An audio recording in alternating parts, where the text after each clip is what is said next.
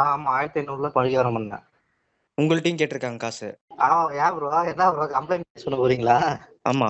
Bro இப்போ நீங்க complaint பண்ணி இது பண்ண மாட்டான் திருந்தவா ப்ரோ போறாங்க. நீங்க அவங்க சரின்ட்டு அடுத்த வேலை அவங்க பார்த்துதான் ப்ரோ இருக்க போறாங்க. அப்படியா? ஆமா ப்ரோ. சரி. Sir, Om Namah Shivaya. I'm calling from Salem, Tamil Nadu. Okay. Yesterday I gave a complaint to the assistant executive, sir. Okay. Sir, did you receive that complaint, sir? No.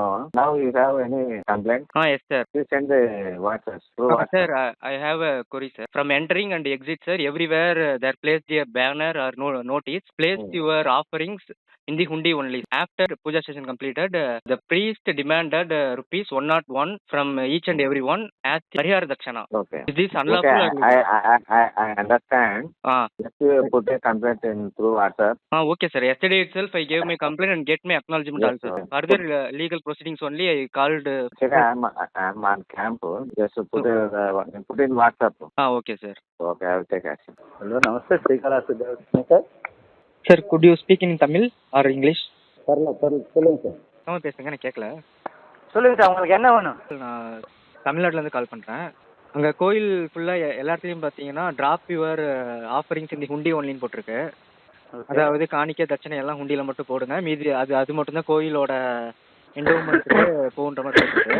Okay. உள்ளார priest என்ன பண்ணாங்கன்னா, இந்த பூஜை முடிஞ்சதுக்கப்புறம் எல்லாத்துக்கிட்டையும் என்ன சொன்னாங்கன்னா 101 ரூபா பரிகார தட்சணையும் குரு தட்சணை ஒன்று கேட்டாங்க. ஓகேங்களா? அங்கே முன்னாடி இருந்த ஒருத்தர் உண்மையாலுமே வேட்டி தான் கட்டியிருந்தாரு, பிலாங்கிங்ஸ்லாம் வச்சுட்டு வந்துட்டார் போல. ஓகே. அவர்கிட்ட என்ன கேட்டாரு, நீங்கள் உண்மையாலுமே அவர்கிட்ட காசுல பேக்கெட்டையும் காமிச்சிட்டாரு. காசு இல்லைன்னா அது அமைதியாக விடணும்ல, அது ஒரு மாதிரி ட்ரீட் பண்ணாரு பேசினது. Okay sir. என்னங்க இப்படி சொல்றீங்க அப்படின்ற மாதிரி தெலுங்குல பேசினாரு. அதுக்கப்புறம் என்கிட்ட வந்து கேட்டாங்க. என்கிட்ட ஆக்சுவலாக காசு இருந்துச்சு, ஆனா போர்டில் அந்த மாதிரி போட்டிருந்தாரு. போர்டு சைனை காமிச்சேன், போர்டு சைன் பார்த்தாரு அவரு. பார்த்துட்டு தெலுங்குல என்னமோ பேசுனாங்க, எனக்கு புரியல. அதுக்கப்புறம் அதனால தர முடியாது அப்படின்ட்டேன். ஆக்சுவலா இந்த மாதிரி குருதட்சணை கம்பல்சரியா கொடுக்கக்கூடாது சார். கேட்கக்கூடாது. அவரு கேட்டா கூட நம்ம தர முடியாது அவருக்கு. காலையிலே ஒரு விஷயம் நடந்துச்சு.